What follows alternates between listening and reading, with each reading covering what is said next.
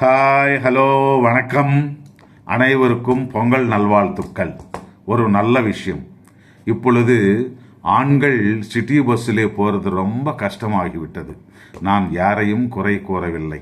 ஒரு காலத்திலே பேருந்தில் பெண்களை கௌரவிப்போம், அவர்களுடைய இருக்கைகளில் அவர்களை உட்கார வைப்போம் என்ற வாசகங்கள் படித்திருப்போம்.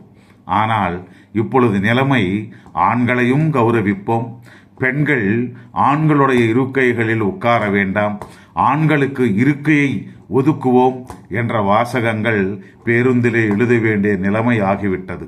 பெண்கள் பேருந்திலே ஏறிய உடனே அவங்க கண்கள் முதலில் ஆண்கள் இருக்கைகள் மேலத்தான் விழுகிறது.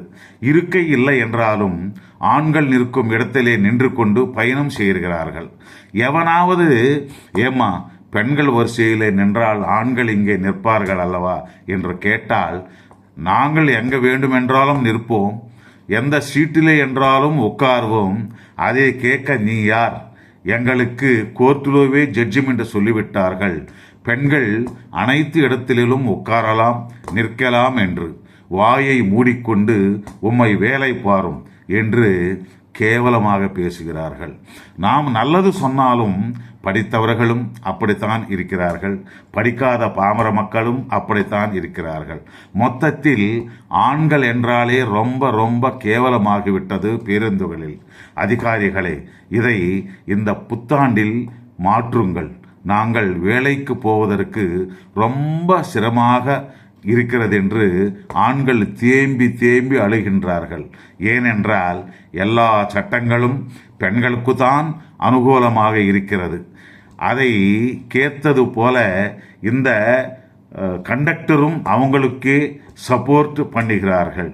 ஒரு நாள் ஒரு பெரியவர், சுமாராக 75 வயது மதிக்கத்தக்க அவர் பெண்கள் இருக்கையில் அமர்ந்திருந்தார். அந்த ஸ்டாப்பில் ஒரு இளம் பெண் ஒருவர் 20-21 மதிக்கத்தக்க ஒரு பெண் ஏறினாள். அவள் கரெக்டாக அந்த பெரியவர் உட்கார்ந்த சீட்டு பக்கமே போய் நின்றார். உடனே கண்டக்டர், யோ பெருசி, அந்த சீட் காலி பண்ணி கூட அந்த அம்மா உட்காரட்டும் என்று சொன்னார். யாரும் வாயை திறக்கவில்லை. அந்த பெண்ணும் ஃபார்மாலிட்டி கூட பரவாயில்லை பெரியவரே உட்காருங்கள் என்றும் சொல்லவில்லை. அந்த இருக்கையில் அந்த மகாராணி உட்கார்ந்து செல்போனில் பாட்டை கேட்டுக்கொண்டு வந்தாள். அதே நேரத்தில் ஆண்கள் சீட்டில் ஒரு பெரியம்மா எழுந்து அவருக்கு இருக்கை தந்தாள். அந்த வேலை கண்டக்டரால் செய்ய முடியவில்லை. அவரை போட்டோ கூட எடுத்திருக்கிறேன் யூடியூபில் வைப்பதற்கு, எதுக்கு என்று விட்டுவிட்டேன். ஆகையால் இதற்கொரு முடிவு கட்டுங்கள் அதிகாரிகளை.